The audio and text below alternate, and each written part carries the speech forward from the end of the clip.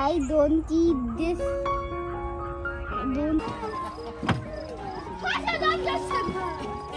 Watch your head.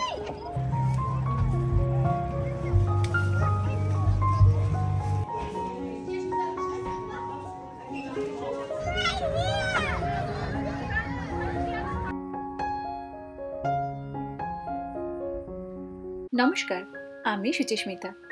আশা করি সকলে খুব ভালো আছেন। আজ একটা নতুন দিনে নতুন ভিডিওতে সকলকে অনেক স্বাগত জানালাম। আজকে আমরা রওনা দিয়েছি কানাডার একটি আপেল বাগানের উদ্দেশ্যে। মন্ট্রিয়াল থেকে 43 কিলোমিটার দূরে সেন্ট জোসেফ ডু লাক শহরে অবস্থিত এই আপেল বাগানটি। মন্ট্রিয়াল থেকে সরাসরি কোনো বাস নেই জানেন, কিন্তু এই যে কথায় বলে না, ইচ্ছে থাকলে উপায় বোধহয় কোনো না কোনোভাবে একটা হয়েই যায়। তাই সেপ্টেম্বর মাসের 30 তারিখে হঠাৎ করেই তোতো ডে কেয়ার থেকে আয়োজন করেছিল এই ট্রিপটার। আর সকালবেলার অল্প একটু ব্রেকফাস্ট করে আমরা বেরিয়ে পড়েছি। সকাল 9:30টায় রওনা দিয়ে মাত্র আধ ঘন্টার বাস জার্নি করে আমরা এসে পৌঁছেছি আপেল ফার্মটায়। আজকে এই জায়গাটা তো আপনাদের ঘুরিয়ে দেখাবোই, তার সাথে আপনাদের সাথে আলোচনা করব যে কানাডাতে বিভিন্ন রকমের যে ফার্মগুলো আছে তাতে কারা কাজ পান, কি যোগ্যতাতেই বা সেই ধরনের ফার্মে কাজ পাওয়া যায়, এবং যারা কাজ করেন তারা কিরকম মাইনে পান, সবকিছুই আপনাদেরকে বলবো। দেখছেন সামনে যেহেতু হ্যালোইন আসছে, কত কুমড়ো বিক্রি হচ্ছে এখানটায়।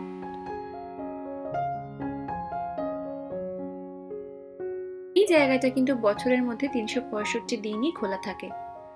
এখানকার নিজস্ব বুটিকে সারা বছর আপেল দিয়ে তৈরি নানান ধরনের প্রোডাক্ট কিনতে পাওয়া যায়। আর দেখছেন সামনে কত আপেল বিক্রি হচ্ছে। আপনি কিন্তু আপেল বাগানে না ঢুকে এখান থেকেও আপেল কিনে নিয়ে চলে যেতে পারেন। এই জায়গাটায় প্রায় 30 হেক্টর জমিতে প্রায় 13,000টি আপেলের গাছ আছে, যাতে 20টি প্রজাতির বিভিন্ন রকমের আপেলের ফলন হয়। আর শুধু আপেলই নয়, পেয়ার, পাম, এমনকি আঙুরের লতাও রয়েছে। দেখুন সামনের চারটায় ডিটেলে লেখা আছে যে বছরের কোন কোন সময় কি কি ধরনের আপেলের ফলন এখানে হয়। আপনি সেই মতো প্ল্যান করে এখানে আসতে পারেন। উইকেন্ড বলে এখানে কত মানুষ এসেছেন দেখেছেন। এই জায়গাটায় এনাদের নিজস্ব একটা ওয়াইনারিও আছে, যেখানে এই বিভিন্ন রকমের ফল মিশিয়ে ওনারা নানান রকম ড্রিঙ্কস বানান। এছাড়া একটা বুটিকও আছে, যেখানে আপেল দিয়ে তৈরি নানান ধরনের খাবার কিনতে পাওয়া যায়। একটা ডোনাট শপও আছে, সেগুলো আপনাদের পরে দেখাবো ঘুরি। এবার চলুন ওই সামনের মেইন গেটটা দিয়ে ফার্মটায় ঢোকা যাক। টিকিট কেটে ভেতরে ঢোকার পর সামনের এই ম্যাপটাতে দেওয়া আছে যে এই বিরাট চত্বরটার ঠিক কোন কোন জায়গায় কোন ধরনের আপেলের গাছগুলো লাগানো রয়েছে। আপনি নিজের স্বাদ অনুযায়ী গন্তব্য স্থির করে নিতে পারেন। আমরা এগোলাম সামনের উদ্দেশ্যে। যতদূর চোখ যায় শুধু দিগন্ত জুড়ে হাজার হাজার আপেলের গাছ, আর তার মধ্যে লাল টুকটুকে আপেল ফলে রয়েছে। এখানে আপনি যত ইচ্ছে আপেল পেড়ে খেতে পারেন। আর ওই মেন গেট দিয়ে ঢোকার সময় বিভিন্ন সাইজের ব্যাগ কিনতে পাওয়া যাচ্ছে, যেটা কিনে আপনি বাড়ি ফেরার সময় তাতে আপেল ভরে নিয়ে যেতে পারেন। আপনাদের আগেও বলেছি যে প্রত্যেক বছর সারা বিশ্ব থেকে বহু মানুষ কর্মসূত্রে কানাডাতে আসার পরিকল্পনা করেন এবং আসেনও। এদেশে তো বিভিন্ন রকমের কাজের চাহিদা আছে, কিন্তু তার মধ্যে এই এগ্রিকালচারাল সেক্টরে কিন্তু কাজের চাহিদা সব থেকে বেশি। দুর্ভাগ্যজনকভাবে কেনেডিয়ানরা চান না এই ধরনের কাজ করতে। তার অনেক কারণ রয়েছে। তো সে কারণে প্রত্যেক বছর এই ইন্ডাস্ট্রিতে সব থেকে বেশি জব ওপেনিংস তৈরি হয়। কেনেডিয়ান এগ্রিকালচারাল সেক্টরে যারা কাজ করেন তাদের মধ্যে 20% এমপ্লয়ি কিন্তু টেম্পোরারি ফরেন ওয়ার্কার। এদেশের সিজনাল এগ্রিকালচারাল ওয়ার্কার প্রোগ্রামে অ্যাপ্লাই করে গত 50 বছর ধরে বহু মানুষ কানাডাতে এসেছেন এবং পরবর্তীকালে এখানে স্থায়ীভাবে বসবাস করেছেন। সব থেকে কাজের কথা কি জানেন? এই ধরনের ফার্মগুলোর কাজের অ্যাপ্লাই করার জন্য কিন্তু কোনো এডুকেশনাল ব্যাকগ্রাউন্ড বা প্রিভিয়াস জব এক্সপিরিয়েন্সের দরকার পড়ে না। আপেলগুলো যে কি ভয়ানক মিষ্টি আপনাদের কি বলি। আর দেখছেন যেহেতু বেশ উপরে উপরে হয়ে আছে, তাই এই ফার্ম থেকে এই মইগুলো প্রোভাইড করেছেন ওনারা। এগ্রিকালচারাল সেক্টরে প্রত্যেক বছর হাইয়েস্ট জব ভ্যাকেন্সি তৈরি হওয়ার জন্য গড়ে প্রায় 60,000 ফরেন ওয়ার্কারকে প্রত্যেক বছর হায়ার করা হয় এই কানাডিয়ান ফার্মগুলো পরিচালনা করার জন্য। আর এখানে দেখছেন দাদা ভাইকে খাইয়ে দিচ্ছে। আশীর্বাদ করবেন যেন ভবিষ্যতে আমরা যখন কেউ থাকবো না তখন এই দুই ভাই যেন সুখে দুঃখে একে অপরকে আগলে রাখে। এবার বলি এই ফার্ম কর্মীদের কি কি কাজ করতে হয়। কানাডাতে তো নানান ধরনের ফার্ম আছে, যেরকম ধরো শস্যের ফার্ম, সবজির ফার্ম, ফলের ফার্ম, দুগ্ধজাত দ্রব্যের ফার্ম, পোলট্রি ফার্ম। তো সেক্ষেত্রে কোন কর্মী কি ধরনের ফার্মে কাজ করছেন সেই অনুযায়ী তাদের কাজের কিন্তু খানিকটা তফাৎ হতে পারে।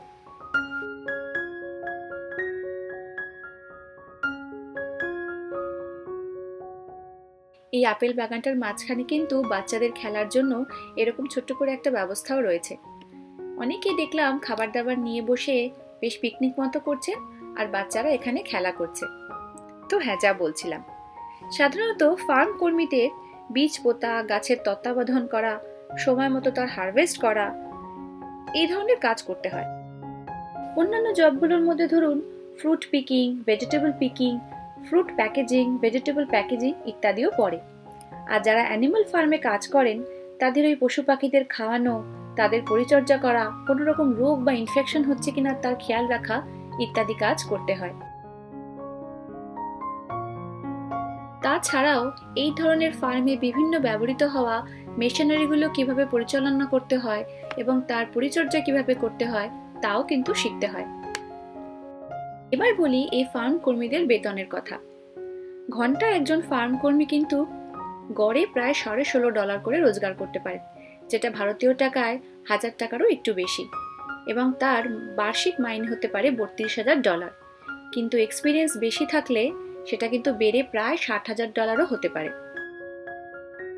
1.5-2 ঘন্টা হাঁটাহাঁটি করে আমাদের কিন্তু এবার বেশ খিদে পেয়ে গেছে। এই গাছের ছায়ায় বসে খেয়ে নেব, তারপর ওই যে ট্র্যাক্টরটা দেখলেন ওটাতে করে একদম মেইন গেটে চলে যেতে পারবো। সকালের দিকটায় তো বেশ ঠান্ডা ছিল, তাই জ্যাকেট পরে এসেছিলাম। এখন যত বেলা বাড়ছে দেখছি বেশ গরমই লাগছে। ভাগ্যিস স্ট্রোলারটা ছিল, তাই সব জ্যাকেটগুলো ওর মধ্যে গুজে রাখতে পেরেছি।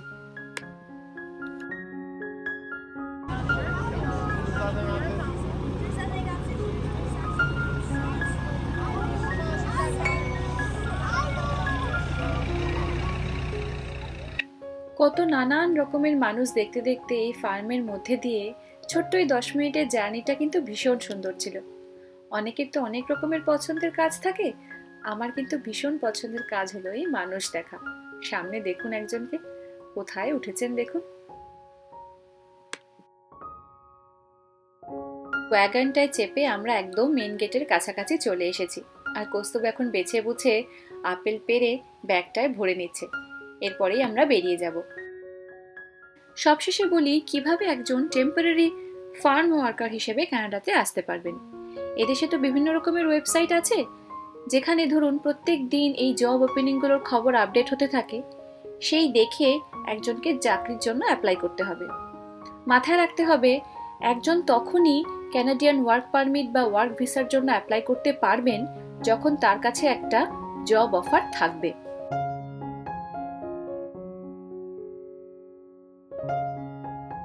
একজন টেম্পোরারি ফার্ম ওয়ার্কার হিসেবে এদেশে এসে কিন্তু পরবর্তীকালে পার্মানেন্ট রেসিডেন্সির জন্য অ্যাপ্লাই করতে পারেন এবং চাইলে স্থায়ীভাবে এদেশে থেকে যেতে পারেন। আমার পক্ষে যতটা সম্ভব হলো আপনাদেরকে বলার চেষ্টা করলাম। তা সত্ত্বেও কারোর মনে যদি অন্য কোনো প্রশ্ন থাকে আমাকে লিখে জানাবেন, আমি চেষ্টা করব যথাসম্ভব উত্তর দিতে। আপনাদেরকে ঢোকার সময় বলছিলাম না যে এনাদের একটা নিজস্ব বুটিক আছে, যেখানে আপেল দিয়ে তৈরি নানান রকমের জিনিসপত্র পাওয়া যায়। চলুন ঢুকি এবার, দেখি কি কি পাওয়া যাচ্ছে। আপেল দিয়ে বানানো এই ব্রেডগুলোর দাম ওই মোটামুটি এক একটা 500 টাকা করে। দেখছেন আপেল এবং তার সাথে অন্যান্য ফল মিশিয়ে কত রকমের ড্রিঙ্কস বিক্রি হচ্ছে এই জায়গাটায়। আর তলায় ওই যে সাদা সাদা চৌকো চৌকো বক্সগুলো দেখছেন, ওগুলো মনে হয় অ্যাপেল পাই। অ্যাপেল পাই এই ক্যানাডিয়ানদের কাছে ভীষণ জনপ্রিয় একটা মিষ্টি। আর এই জায়গাটায় মধু বিক্রি হচ্ছে। আর এই যে 125 ml এর বটলগুলো দেখছেন, এগুলোর দাম কিন্তু প্রায় 600 টাকা।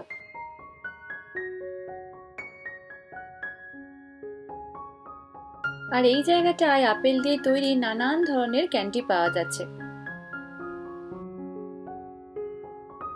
এই বুটিকটায় আপনি যদি কোনো জিনিস পছন্দ করে কেনেন তাহলে কিন্তু আপনার পছন্দ মতো ওনারা গিফট র্যাপও করে দেবে।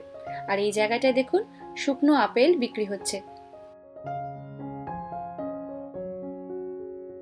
ক্যান্ডিগুলো দেখতেই এত সুন্দর যে এগুলো পছন্দ করে কিনলে তো খেতেই পারবো না মায়া করে।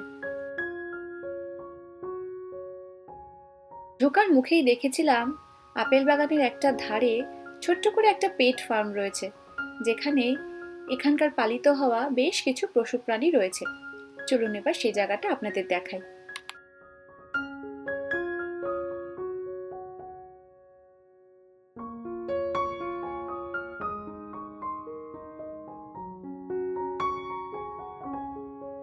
আর এখানটায় কর্ন বিক্রি হচ্ছে। আপনি চাইলে এখান থেকে কর্ন কিনে এই প্রাণীদের খাওয়াতে পারেন। এখানে দাঁড়ানো প্রত্যেকটা বাচ্চা যে কি ভীষণ এক্সাইটেড তা আপনাদের না দেখালে কি করে বোঝাই। কাপুতো তো প্রথমে খানিকটা ভয় পাচ্ছিল, তারপর একবার যে ভয়টা ভেঙে গেছে তারপর আর এদের দুজনকে এখান থেকে সরিয়ে নিয়ে যাওয়া যাচ্ছে না। সবাই বলে যে এখানে এসে এখানকার স্পেশাল অ্যাপেল ডোনাট না খেয়ে কেউ নাকি বাড়ি যান না, তাই আমরাও কিনে নিলাম। আর সত্যিই তাই, জানেন কি ভালো খেতে।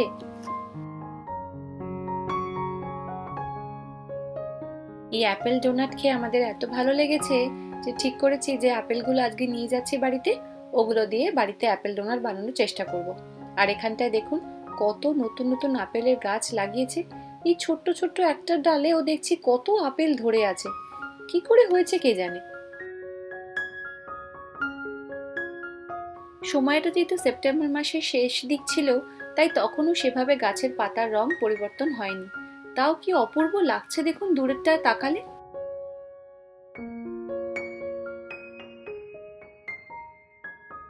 এর পরের ভিডিওটাতে আপনাদের হেমন্তের মন্ট্রিয়লের সৌন্দর্য ঘুরিয়ে দেখাবো। আর দেখুন ওই যে বুটিকটা ছিল সেখান থেকে এই আপেল আর রেজিন দিয়ে বানানো এই ব্রেডটা কেনা হয়েছিল। আপনাদের একটু খুলে দেখাই।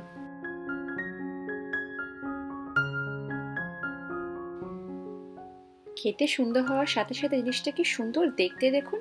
একটা টুকরো কেটে দেখাই, দেখুন ভেতরে কত আপেলের টুকরো। উঠে পড়েছি আমরা বাসে। আজকের ভিডিওটা তাহলে এখানেই শেষ করলাম। আশা করি আজকের ব্লগটা সবার ভালো লাগবে। আমায় লিখে জানাবেন।